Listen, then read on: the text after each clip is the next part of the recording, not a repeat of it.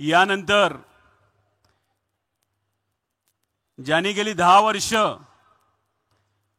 काम खूप अगोदरपासून करतात, पण गेली 10 वर्ष जे सातत्याने काम करतात ठाणेकरांसाठी, प्रत्येक ठाण्यातल्या काही अडचणी असो असा ठाम उभा राहणारा आपला ठाणेकर, तुमचा आमचा सर्वांचा लाडका अविनाश, राजसाहेबांचा लाडका अविनाश, सन्माननीय अविनाश जाधव, ठाणे शहर विधानसभेचे मनसेचे अधिकृत उमेदवार, यांना मी विनंती करतो की त्यांनी आपलं मनोगत व्यक्त करावं. अविनाश जाधव, महाराष्ट्र नवनिर्माण सेनेचा.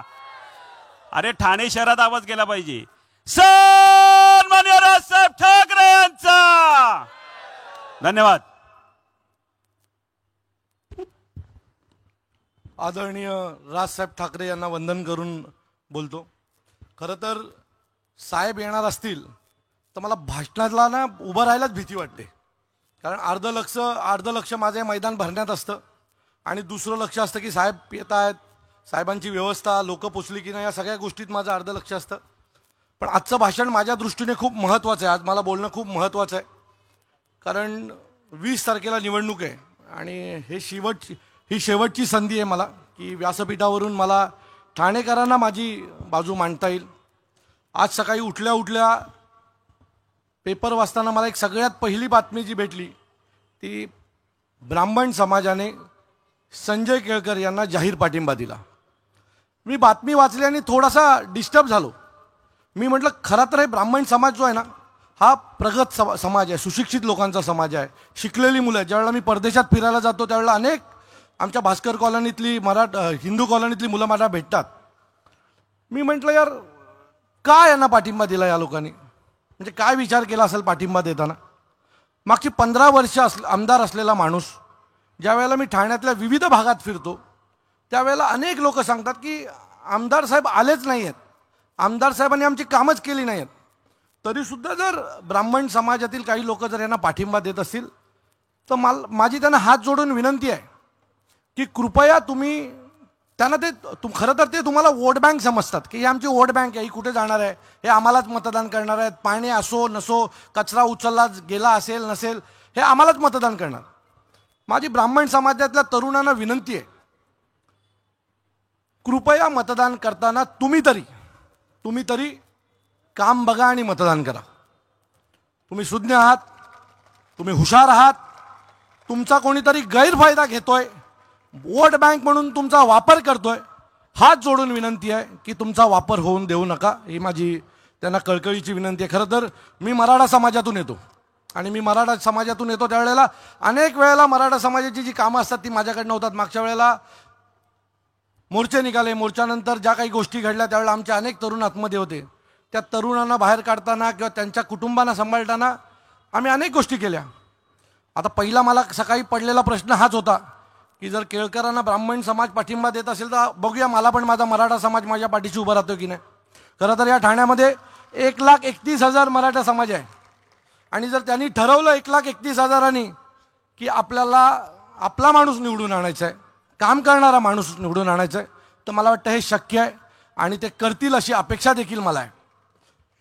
काम करणाऱ्याच्या पाठी लोक उभी राहतात हे आमच्या सुनील खांबेंनी दाखवून दिलं. सुनील खांबे हे खरे तर कधी कोणाच्या अशा पाठिंबा बिठंब्याच्या झंझटीत पडत नाहीत.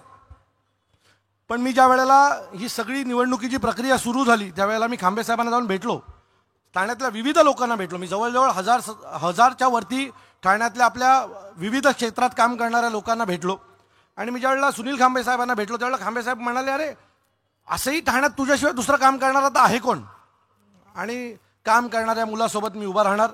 माझं अख्खं आयुष्य चळवळीत गेलं आहे, त्यामुळे चळवळीतनंच एखादा आमदार व्हावा ही माझी इच्छा आहे आणि म्हणून सुनील खांबे साहेबांनी मला पाठिंबा दिला होता.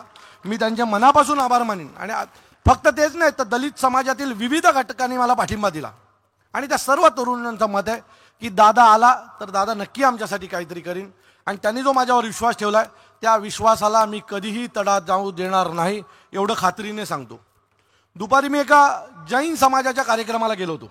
आमची काय नाव तिचं, आमची जैन समाजाची एक मुलगी आहे, ती मला बळजबरी घेऊन गेली. बोली दादा जायचं आहे, मला माहीत नाही. डिम्पल 17 ती मला घेऊन गेली. तिथे एक धर्मगुरू होते. मी त्यांना भेटलो, त्यांच्या पाया पडलो आणि त्यांनी मला आशीर्वाद देताना एक गोष्ट सांगितली की तुम्ही आता उमेदवार आहात आणि उमेदवार म्हणून तुम्ही लोकांची कामं केली पाहिजेत, लोकांच्या अपेक्षा पूर्ण केल्या पाहिजेत, लोकांनी तुमच्याकडे आलं पाहिजेत आणि लोकांची उत्तम कामं तुमच्याकडनं व्हावेत असा माझा तुम्हाला आशीर्वाद आहे. मी ज्या वेळेला माईक हातात घेतलं त्यावेळेला मी त्यांना म्हटलं, गुरुजी तुमचा हा आशीर्वाद मी माझ्यासोबत घेतो आणि जर माझ्याकडनं तुमची अपेक्षा पूर्ण झाली नाही तर पुढच्या वेळेला मी निवडणूक लढणार नाही, हा शब्द मी तुम्हाला इथनं देतो. कारण मला काम करायला आवडतं. काम करताना अनेक लोक माझ्याकडे येतात, त्या विविध लोकांच्या प्रश्नांवर मला काम करायला आवडतं. आज खरं तर मला आनंद आहे, 2019ची निवडणूक आणि 2024ची निवडणूक माझ्यासाठी खूप वेगळी आहे. 2019ला ज्यावेळेला मी निवडणूक लढत होतो त्यावेळेला मला फक्त 21 दिवस मिळाले होते. मला चांगलं आठवतंय की मी आणि अभिजित पंचे साहेब आम्ही दोघं गोवा एअरपोर्टला होतो आणि मला सन्माननीय राजसाहेबांचा फोन आला आणि मला साहेबांनी सांगितलं, काय रे कुठे आहेस तू? मी म्हटलं, साहेब आम्ही सगळे गोव्याला आलो आहे. बोले का? मी म्हटलं, साहेब आपण अशी निवडणूक लढत नाही आहे, अनेक लोक मला सतत फोन करत आहेत, आमच्याकडे ये. सो मी निघालो आणि इकडे आलो. मला बोले नाही तू उद्या सकाळी पहिला परत घरी ये. मी दुसऱ्या दिवशी सकाळी साहेबांकडे गेलो, साहेबांना भेटलो. साहेब म्हणाले आपल्याला निवडणूक लढायची आहे. मी म्हटलं, साहेब परवा फॉर्म भरायचा पहिला दिवस आहे आणि माझी कुठल्याच प्रकारची तयारी नाही आहे. साहेब म्हणाले मला माहीत नाही, तुला लढायचं आहे. साहेबांचा आदेश हा माझ्यासाठी नेहमीच देवाने दिलेल्या आदेशासारखा असतो. सो मी तो आदेश घेतला, बाहेर पडलो. माझा लहान भाऊ आहे राज, त्याला मी फोन केला. राजला बोला ते इन्कम टॅक्स, घरचे टॅक्स बिग जे काय बाकी आहेत ते तू भर, बाकीचं मी बघतो. बाहेर आलो. रवी मोरेंना फोन केला, आमच्या सगळ्या टीमला फोन केला आणि कामाला सुरुवात केली. आम्हाला मोजून 21 दिवस मिळाले होते त्यावेळेला आणि 21 दिवसात मला 75,000 मतं मिळाली होती. त्यात अनेक लोकांचा मला आशीर्वाद मिळाला होता. त्यात काँग्रेसचेही अनेक लोकांनी मला मदत केली, राष्ट्रवादीच्या लोकांनी मला मदत केली, पण काम केलं होतं आणि त्या लोकांनाही लोकांकडे मतं मागताना बिलकुल कुठल्याही प्रकारची कुचराई वाटली नाही. काम करणारा पोरगा आहे, मतदान दिलं पाहिजे होतं, दिलं.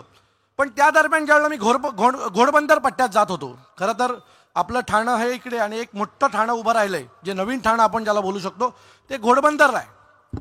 आणि घोडबंदरला ज्यावेळेला मी प्रचाराला जात होतो त्यावेळेला तसा मी चेहरा नवीन होतो आणि तिथल्या सोसायट्यांसाठी पण मी नवीन होतो. सो ज्या वेळेला आम्ही सोसायट्यांमध्ये जायचो त्यावेळेला आम्हाला वेळ मिळत नव्हती, आमची बाजू मांडता येत नव्हती. एका सोसायटीच्या मिटिंगला मी गेलो होतो आणि मला काल माझा अमोल मथुरे नावाचा मित्र आहे तो भेटला होता आणि अमोल मथुरे नाही आमचे समीर गुप्ते मला भेटले होते, माझ्याबरोबर होते. आणि समीर गुप्तेने मला सांगितलं की त्यावेळेला आम्ही त्या मिटिंगला गेलो त्यावेळेला त्या मिटिंगची सगळा हॉल भरला होता आणि माझ्या आधी केळकर तिथे येणार होते. केळकर आले नाहीत आणि अर्धा तास झाला. मग त्यांनी मला बोलवलं. मी गेल्याच्या नंतर त्यातले जवळजवळ 80% लोक हे हॉलमधनं बाहेर पडले आणि एक 15-20 लोक माझ्यासमोर बसली होती. मी त्यांच्यासमोर माझी बाजू मांडली आणि निघून गेलो. ह्या वर्षी ज्यावेळेला मी त्यांच्याकडे गेलो त्यावेळेला तो हॉल खचाखच भरला होता आणि मी ज्यावेळेला बाहेर पडत होतो त्यावेळेला ते अविनाश जाधव आगे बढो हम तुम्हारे साथ आहे अशा घोषणा देत होते. सो मला असं वाटतं गेल्या वर्षी ज्या लोकांनी मला नाकारलं होतं त्यांनी माझं कोविडचं काम पाहिलं असेल. खरं तर मला आनंद आहे की ह्या व्यासपीठावर त्यातले अनेक लोक माझ्यासमोर बसले जे नीलकंठमधनं आलेले आहेत, हाईड पार्कमधनं आलेले आहेत, ठाण्यातल्या विविध मोठ्या सोसायट्यांचे मेंबर्स आज इथे माझ्याकडे आलेले आहेत. यांचा आशीर्वाद माझ्या पाठीशी आहे, त्यामुळे काही काळजी करण्यासारखं नाही आहे. ठाण्यात कोणी कितीही म्हणो की लढाई टफ आहे, कट टू कट जाणार आहे, असं होणार आहे तसं होणार आहे, मी तुम्हाला सगळ्यांना खात्रीने सांगतो 96,000च्या खाली एकही मत मी घेणार नाही. ज्या वेळेला मी ठाण्यात फिरतो ना, अरे हे भाजपा हा पक्ष आहे ना, हा नॅरेटिव्हवर चालतो. हा एक नॅरेटिव्ह असलेला पक्ष आहे. तो एक नॅरेटिव्ह तयार करतो आणि तो लोकांमध्ये सोडतो. गेल्या वर्षी त्याने एक नॅरेटिव्ह तयार केला होता आणि तो नॅरेटिव्ह असा होता, किती काय झालं तरी अविनाश जाधव 20,000च्या वर जाणार नाही. मग तो नॅरेटिव्ह पत्रकाराने चालवायला सुरू केला, 20,000च्या वरती हा काय जाणार नाही. ज्या वेळेला मला 75,000 मतं मिळाली ना, 75,000, त्यावेळेला ठाण्यातल्या अनेक लोकांनी म्हटलं च्या आईला हा पोरगा हा निवडून आला असता, याच्या पाठी उभं राहायला पाहिजे होतं. कारण अनेकांचं मत असं असतं की आमचं मत हे निवडून येणाऱ्याला गेलं पाहिजे. सो त्यावेळेला असा एक काठावरचा मतदान होता, तो ह्यांच्या नॅरेटिव्हला फसला आणि आपल्याला मतदान झालं नाही. काही थोडी लोक त्यावेळेला मिळाली असती ना, तर त्याच वेळेला केळकर साहेबांना मी पाडला असता.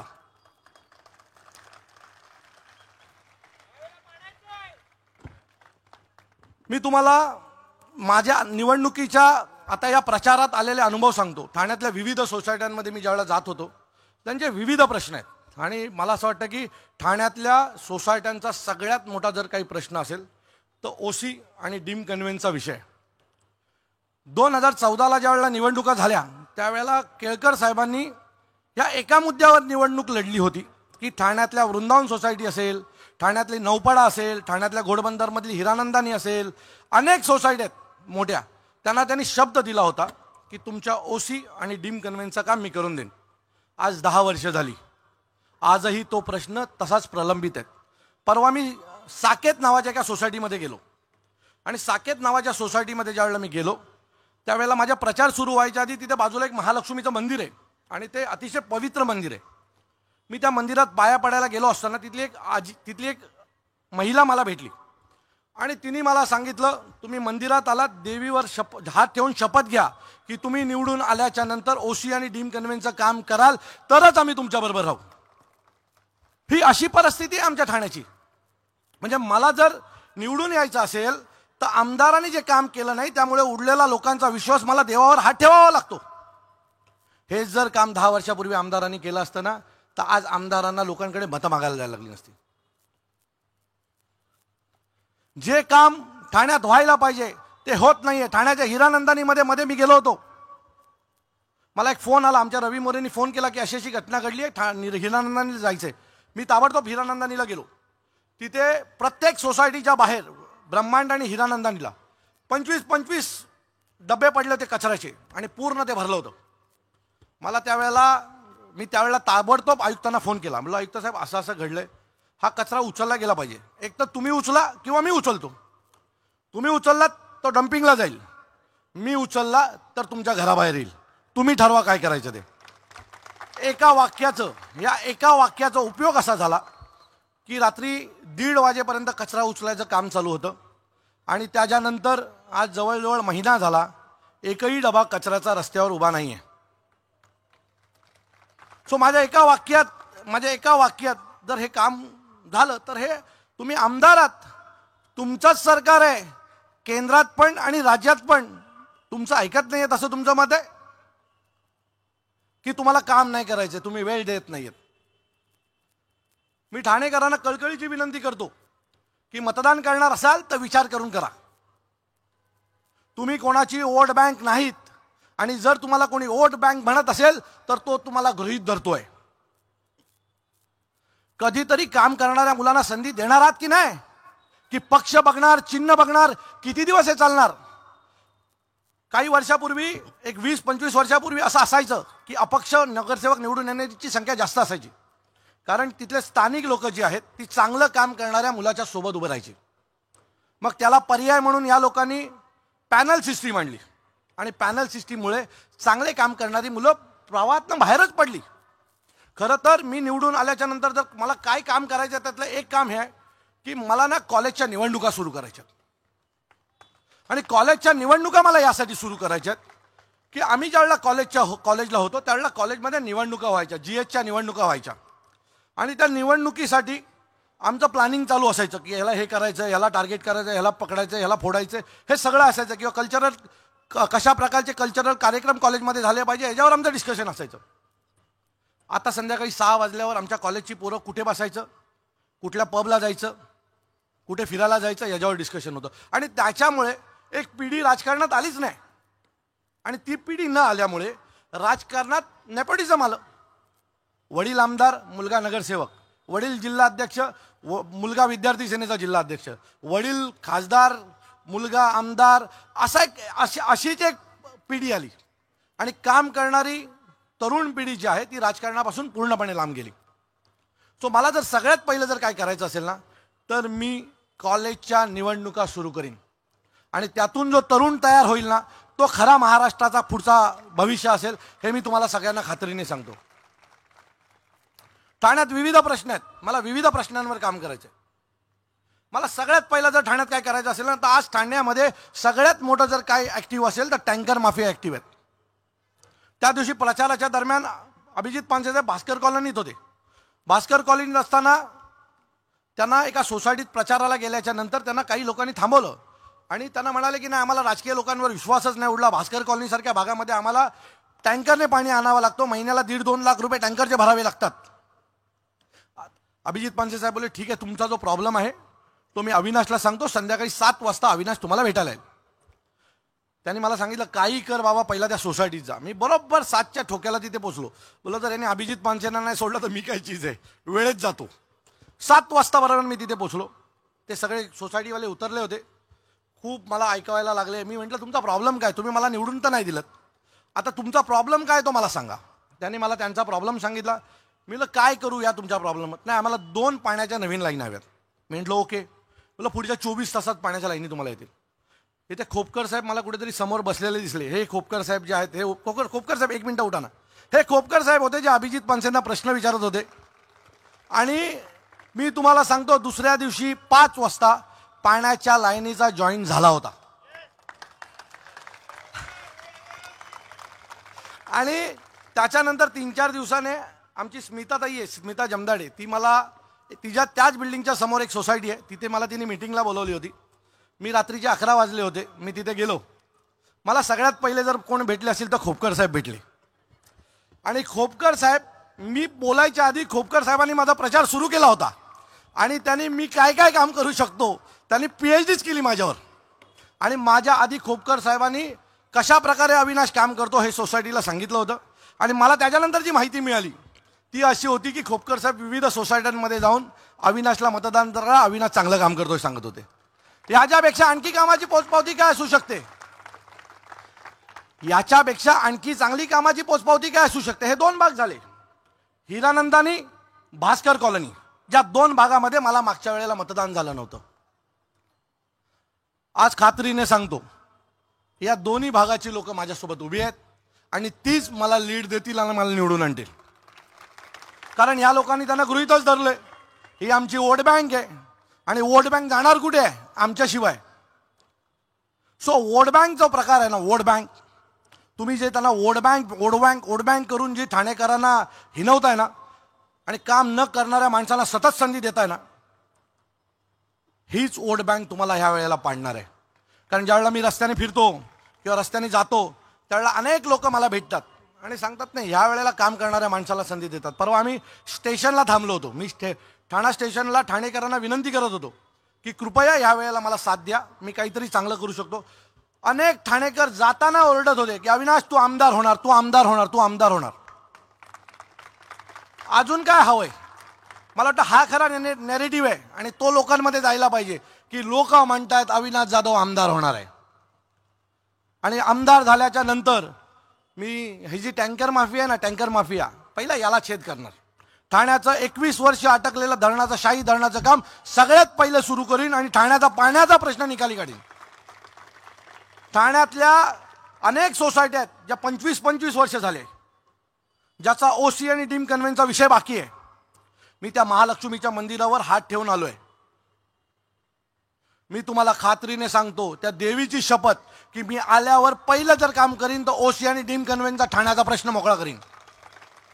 आणि कुठलीच गोष्ट अशक्य नाही आहे. जर बिल्डिंग बनली आहे, तुम्ही तिला CC दिली आहे, तर OC आणि डीम कन्व्हेन्स पण झालं पाहिजे. सो जे सोपं काम आहे ते मी माझ्या पद्धतीने आणखी सोपं करीन. आणि नक्की खात्रीने सांगतो की ज्या ज्या सोसायटींचे कामं बाकी आहेत ते मी करीन. मला ठाणे आपलं तळावांचं शहर आहे. या तळावांच्या शहरामध्ये मला काम करायचं आहे. आमची तळापाळी हे तळावाच्या शहराचं नाक आहे. मी आयुक्त अभिजित बांगर साहेब होते, त्यांना मी एकदा जाऊन भेटलो होतो. मी म्हटलं, सर, माझा एक प्रस्ताव आहे, मला माहिती आहे सत्ताधारी करणार नाही, तुम्ही तुमच्या मार्गाने करा. मी हे अभिजित बांगर साहेबांना बोललोय, तुम्ही कधीही जाऊन विचारू शकता. ते म्हटलं, अविनाश काय? मी म्हटलं, साहेब, दुबईला फाउंटन शो होऊ शकतो, मग आपल्या ठाण्यातल्या तळापाळीला का नाही होऊ शकत? तर ते म्हणाले, होऊ शकतं, आपण उपवनला ते केलेलं आहे, पण ते छोट्या प्रमाणात आहे. मी म्हटलं, साहेब, उत्तम म्युझिकल शो आणि उत्तम जर फाउंटन शो आपण जर ठाण्यातल्या तळापाळीला आणला तर तसं तर ठाण्यात काय फिरायला नाही आहे. ठाण्यात आजच्या घडीला जर आपण ठरवलं की आपल्या मुलाला घेऊन कुठेतरी फिरायला जायचं, तर मला ठाण्यातले तीन ठिकाणं तुम्ही सांगावी की आपण इथे फिरायला जाऊ शकतो.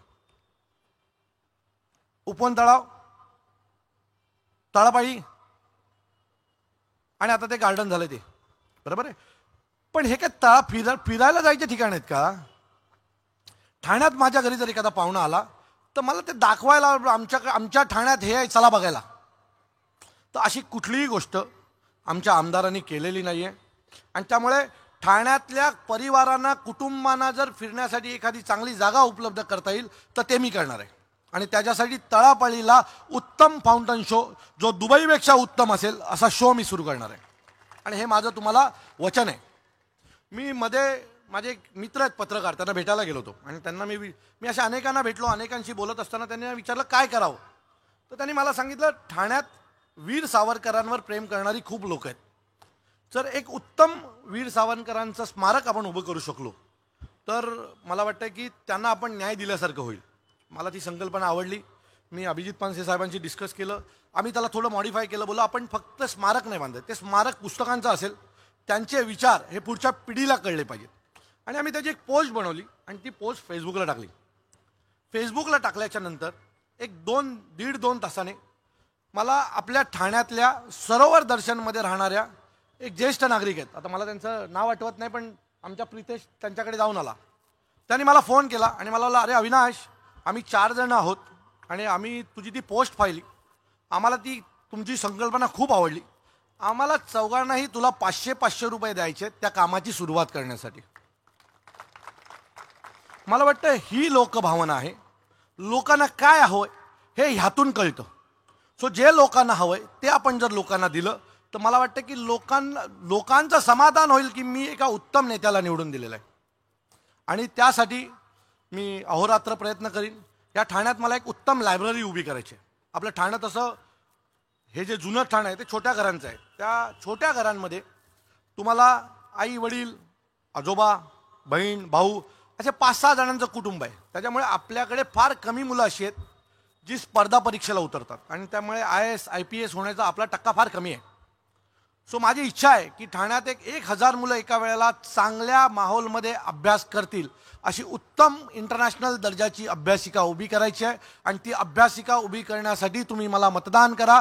मी तुम्हाला तुमच्या भविष्यात, मुलांच्या भविष्यासाठी एक उत्तम अभ्यासिका ठाण्यात सुरू करीन. मी डॉक्टर बेडेकरांना भेटलो होतो. बाजूला आपले डॉक्टर बेडेकर, ज्यांचं बेडेकर हॉस्पिटल आहे, बेडेकर कॉलेज आहे. मी त्यांना भेटलो होतो. बोललो, डॉक्टर साहेब तुमची काय इच्छा आहे की आपल्या ठाण्यात काय असावं.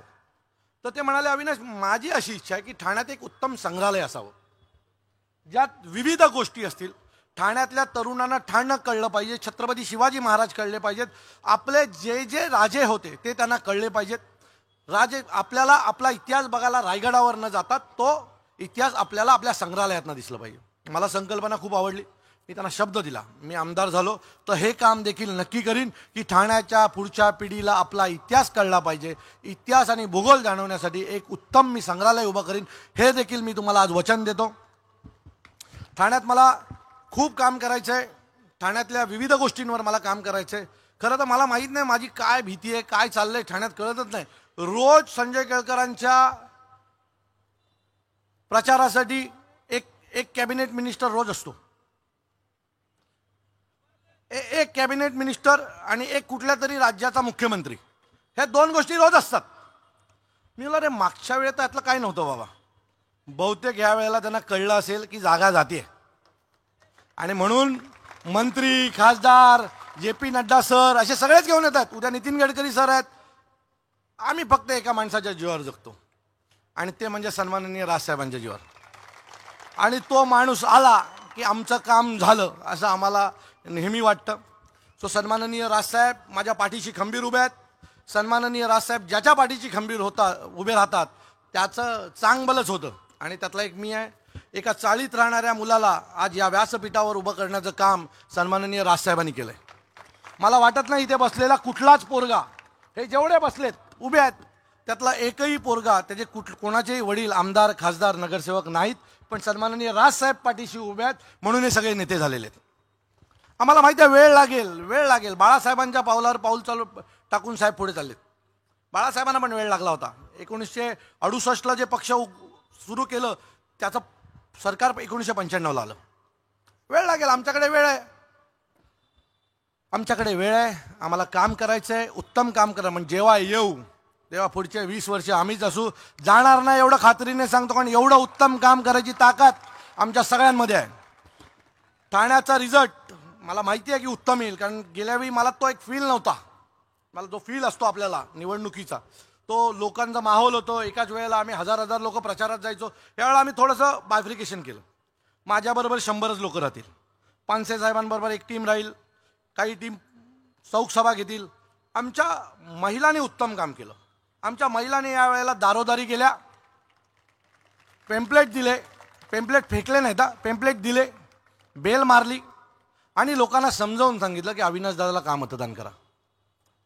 आम्ही आत्तापर्यंत 80 ते 82,000 घरांपर्यंत पोचलो. 82,000 लोकांना आम्ही आमचं मत सांगितलं आणि 82,000 मी तुम्हाला खात्रीने सांगतो 0.1% ही लोक आमच्या विरोधात नव्हती. आणि ज्या वेळेला पेम्पलेट्स पुढे ठेवायचं त्यावेळेला लोक म्हणायचे अविनाश दादा आम्हाला माहिती आहे चांगलं काम करतो. त्याच दिवशी मंजिरी देव आल्या होत्या आपल्या माझ्या पक्ष कार्यालयामध्ये, मला भेटायला आल्या, बाजूने जात होत्या. खरं तर मला त्यांना भेटायचं होतं, तर त्या आल्या त्यांनी पहिलं वाक्य मला काय सांगितलं असेल, ते बोले मला तुझी लाईन छान आवडली आहे की अविनाश जाधव काम करतो 24 तास 24 तासात. त्यामुळे माझी टॅगलाईन लोकांच्या डोक्यात बसली आणि कोणी कापू पण नाही शकलो. या ठाण्यात कोणी तसा विरोध करणारा एकही माणूस नाही भेटला की अविनाश जाधव काम करतो 24 तास 24 तासात. हे खोटं आहे असं कोणी म्हणणारं मिटलं नाही. कारण मी या निवडणुकीच्या दरम्यान 5 कामं करून दाखवली 24 तास 24 तासात. आता काही लोकांनी माझ्या टॅगलाईनला भारतीय जनता पक्षाचे ते कार्टे आहेत ना बसलेले, मग आपले पण कार्टे त्यांची चांगलीच चोचतात. तर सुरुवात त्यांनी केली. मग माझ्या कार्ट्याने एवढी तासला त्याला की माझ्या पोस्ट डिलीट करून टाकल्या पटापट. एक सांगतो, आमच्या पोरांच्या नादाला लागू नका. हे सगळे ध्येय वेडे आहेत. आम्ही काही करू शकतो. जर एखादा पोरगा आमच्या तुमच्या समोर आला ना आणि तुमच्या एक कानाखाली मारली ना तर तुमच्या आयुष्याचं जेवढं केलं त्याची माती होईल. आम्हाला काही फरक पडत नाही. आम्ही खूप माल खाल्लाय पोलिसांचा. मध्ये तर या लोकांनी चालू केलं होतं आमचा आमदार स्वच्छ प्रतिमेचा, अविनाश जाधव 24 गुन्हे. अहो हे 24 गुन्हे कुठले आहेत माझ्यावर पहिला गुन्हा तुम्हाला सांगतो कुठला आहे. माझ्यावर पहिला गुन्हा आहे रेल्वे भरतीचा. आणि त्याच्यामुळे आज रेल्वेमध्ये अनेक मराठी मुलं कामाला लागली. माझ्यावर दुसरा गुन्हा आहे. आज माझा मित्र आला इथं, राहुल शेलार आणि आम्ही दोघांनी मिळून मराठी पाट्यांचं आंदोलन केलं होतं आणि त्याच्यामुळे ठाण्यातल्या पाट्या या मराठी झाला होता. हा माझा दुसरा गुन्हा आहे. बोंग्यांच्या विरोधात हनुमान चालीसा लागावी, हा माझा तिसरा गुन्हा आहे. ठाण्यातल्या ठाणा स्टेशन हे पहिलं तुम्ही जर जात असाल तर त्या ठाणा स्टेशनला जाताना चालता येत नव्हतं. परवा ज्यावेळेला मी ठाणा स्टेशनला गेलो मला खूप बरं वाटलं. एकही फेरीवाला नव्हता आणि ते करण्यासाठी मला 2 गुन्हे घ्यावे लागले. सण टिकावा म्हणून सन्माननीय राजसाहेबांनी आवाज दिला. आज दहीहंडी सण टिकलाय ना तो आमच्यामुळे. आता अनेक मंडळं वेगवेगळ्या लोकांच्या टी शर्टवर फोटो घालून फिरतात, पण ते ज्या वेळेला दहीहंडी सण टिकायचा होता ना त्यावेळेला सगळे गायब होते. आणि त्याच्यामुळे मी जय जवान नावाच्या गोविंदा पथकाला खूप मानतो. आमच्या ठाण्याच्या राजा गोविंदा पथकाला खूप मानतो की आजही ती लोक मला विचारल्याशिवाय कुठलंच पाऊल टाकत नाही. कारण त्यांचं एक नेहमी मत आहे की हा सण 2 माणसांमुळे टिकला, एक राजसाहेब ठाकरे आणि अविनाश जाधव आणि अभिजित पानसे. सो हेही तर ठाण्यातली तरुण पिढी माझ्यासोबत या निवडणुकीला उभी राहील. माझ्यावर पुढचा गुन्हा जो आहे ना, तो गुन्हा खूप मला घेताना खूप बरं वाटलं होतं. आणि तो गुन्हा होता टोल नाका आंदोलन. टोल नाके बंद व्हावेत यासाठी मी 12 गुन्हे घेतले. मी म्हणजे माझ्या सगळ्या सहकार्याने घेतले. पण ज्या वेळेला मी आता प्रचाराला जातो ना, एका सोसायटीमध्ये गेलो, तो प्रचार करत होतो आणि प्रचारादरम्यान मी काय काय कामं केली ती सगळी सांगितली. आणि मी कामं ज्या वेळेला सांगत होतो ना त्यावेळेला एक जैन माणूस होतो, बोले ओ सब छोड़ दो, आपने एक ही काम अच्छा किया, आपका हमें जो पसंद आया वो काम है टोल नाका आपने बंद किया. क्योंकि बोलता है रोज सवेरे मैं जाता था मुंबई जाते समय सबसे पहला मेरा काम था लाइन में खड़ा रहो, फिर गाड़ी आगे जाएगी तो मेरा फास्ट ट्रैक से पैसा कट होता था. अगर पैसा नहीं कट हो गया तो मैं डबल पैसा उनको देता था. आगे जाता था और फिर मुझे मैसेज आता था मेरा पैसा कट हो गया. मैं फिर वापस घूम के आता था, वापस उनसे झगड़ा करता था, फिर वापिस जाता था. ये बोला इससे पूरा थाना थक गया था. सो त्याच्यासाठी मी घेतलेला तो गुन्हा. आणि मला आश्चर्य आहे की टोल नाका बंद व्हावा यासाठी आम्ही अनेक आंदोलनं केली. माझं बायपास झालं होतं आणि माझं बायपास झाल्याच्या नंतर 2 महिन्यांनी एक बातमी आली की 5 रुपयाने टोल वाढणार आहे. मी म्हटलं अरे आम्ही आयुष्यभर गुन्हे घेतले टोल नाके बंद व्हावेत म्हणून आणि 5 रुपयाने टोल वाढतोय. मी आणि माझ्या सर्व सहकाऱ्यांनी ठरवलं आपण उपोषणाला बसायचं, आवाज उठवायचा. आम्ही उपोषणाला बसलो. सन्माननीय राजसाहेबांनी त्या उपोषणाची दखल घेतली. ठाण्यातल्या अनेक ठाणेकरांना घेऊन ते मुख्यमंत्र्यांकडे गेले. मुख्यमंत्र्यांकडनं वचन घेतलं. त्यांचे मंत्री आमच्या घरी आले. त्यांनी तिथे प्रेस कॉन्फरन्स घेऊन सांगितलं की आम्ही याच्यावर लवकरच निर्णय घेऊ. त्याच वेळेला साहेबांनी मला थोडीशी हिंट दिली होती, अविनाश काहीतरी चांगला निर्णय येईल, जरा थांब, थोडा वेळ लागेल पण चांगला निर्णय येईल. तो निर्णय आत्ता आला निवडणुकीच्या तोंडावर. आणि लाडू वाटत होते संजय केळकर. आई शपथ फोटो बघा लागलेत. लाडू वाटतात संजय केळकर. मी म्हटलं ह्या माणसाचा काय संबंध. तर ते म्हणाले मी पत्रव्यवहार केला होता. मग तुम्ही पत्रव्यवहार ओसीसाठी पण केला होता, तो डीम कन्व्हेन्ससाठी पण केला होता, तो का नाही झाला. स्वच्छ प्रतिमेच्या नावाखाली खोटं बोलायचं. अहो आत्ताच मी तुम्हाला एक सगळ्यांना शब्द देतो, केळकर निवडून येणार नाही ते खात्रीने सांगतो, पण चुकून निवडून आले तर पुढच्या वर्षभरात मी पोटनिवडणुकी लावीन. कारण स्वच्छ चेहऱ्याच्या माणसाने ॲफिडेव्हिट खोटं दिलंय. ॲफिडेव्हिट खोटं दिलंय. सो अशाच स्वच्छ चरित्राचे लोक हवेत की आम्ही काम करणारी लोक आहोत, ज्याने सगळी कामं ही सगळे घेतलेले गुन्हे समाजासाठी आहेत. मध्ये एक मुंबईमध्ये एका मुलीला अटक करून ठेवलं होतं. त्यावेळेला मी इथनं तिथे गेलो. माझ्यावर खोटा गुन्हा दाखल करण्यात आला. अनेक प्रेसला बातम्या देण्यात आल्या. त्या शेवटी ती मुलगी समोर आली आणि ती मुलगी बोली दादा मुझे बचाने को आया थे, ये दादा के बारे में ये सब बोल रहे हो झूठ है. हे बातम्या हे ना गुन्हे दाखल केले माझ्यावर, खोटे गुन्हे दाखल करतात. मागच्या वेळेला त्या सिस्टर्स कोविडच्या काळात 700 सिस्टर्स एकाच दिवशी 700 सिस्टरना कामावरनं काढून टाकलं. अरे बोलायचं नाही, 700 मुली उघड्यावर पडल्या. ज्या मुलींनी स्वतःच्या आयुष्याचा विचार नाही केला, स्वतःच्या जीवाचा विचार नाही केला, कुटुंबाचा विचार नाही केला, त्यांच्यासाठी मी आंदोलन केलं. मला 5 दिवस जेलला पाठवलं. आता यातलं सांगा मी घेतलेल्या आंदोलनामध्ये माझी चुकी काय. जर यात माझी काही चुकी असती तर मी मान्यही केलं असतं. पण सगळे आंदोलनं आणि सगळ्या घेतलेल्या केसेस मी हे लोकांसाठी आहेत आणि मला या घेतलेल्या सगळ्या गुन्ह्यांचा अभिमान आहे. कारण मी घेतलेल्या गुन्ह्यामुळे कोणाच्या आयुष्यात बदल झालेला आहे. त्याच्यामुळे मी जे करतोय ते लोकांसोबत आहे. येत्या 20 तारखेला तुम्ही सगळेच माझ्या पाठीशी खंबीर उभे राहाल. वरती लोक काय म्हणतात ते सोडून द्या.